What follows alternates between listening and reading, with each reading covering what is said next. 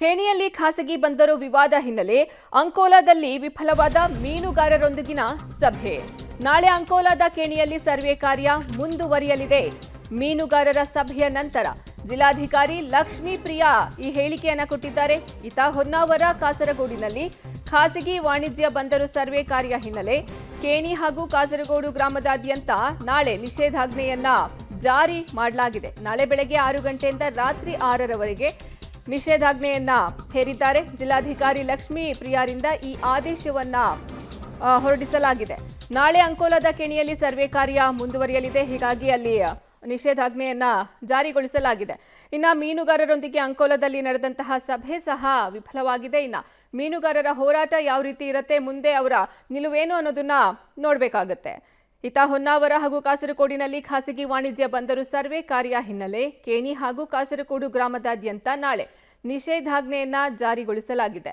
ನಾಳೆ ಬೆಳಗ್ಗೆ 6 ಗಂಟೆಯಿಂದ ಸಂಜೆ 6ರವರೆಗೆ ಈ ನಿಷೇಧಾಜ್ಞೆ ಇರಲಿದೆ ಅಂತ ಜಿಲ್ಲಾಧಿಕಾರಿ ಲಕ್ಷ್ಮೀ ಪ್ರಿಯಾ ಅವರು ಆದೇಶವನ್ನ ಹೊರಡಿಸಿದ್ದಾರೆ.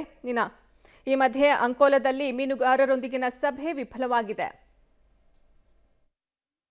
ನಾವು ಮತ್ತು ಶಾಸಕರು SP ಅವರು ಎಲ್ಲ ಎಂಟೈರ್ ಡಿಸ್ಟ್ರಿಕ್ಟ್ ಅಡ್ಮಿನಿಸ್ಟ್ರೇಷನ್ ಇಲ್ಲಿ ಖೇಣಿಗೇನೆ ಬಂದು ಸಮುದ್ರಕ್ಕೆ ಬಂದು ಅವರು ಏನು ಬೇಡಿಕೆ ಇದೆ ಅಂತ ತಿಳ್ಕೊಂಡಿದ್ದೀವಿ.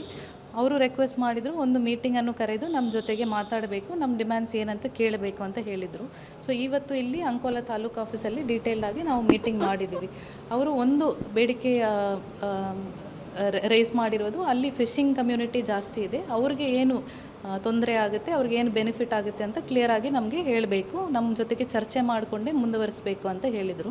ನಾವು JD ಫಿಶರೀಸ್ ಅವರಿಗೆ ಡೈರೆಕ್ಷನ್ ಕೊಟ್ಟಿದ್ದೀವಿ. ರೈಟಿಂಗಲ್ಲಿ ಸಾರ್ವಜನಿಕರ ಜೊತೆಗೆ ಮಾತಾಡಿಕೊಂಡು ಏನು ಅವ್ರದ್ದು ಏನು ಬೇಡಿಕೆ ಬೇಕೋ, ಏನು ಅವರ ಆತಂಕ ಇದೆಯೋ ಎಲ್ಲನೂ ರೈಟಿಂಗಲ್ಲಿ ತಗೊಳ್ಳಿ, ನಾವು ಪೋರ್ಟ್ ಅವರಿಂದ ಸರ್ಟಿಫೈ ಮಾಡಿಕೊಂಡು ಮುಂದೆ ನಾವು ಪ್ರಾಜೆಕ್ಟನ್ನು ನಡೆಸ್ತೀವಿ ಅಂತ ಹೇಳಿದ್ದೇವೆ.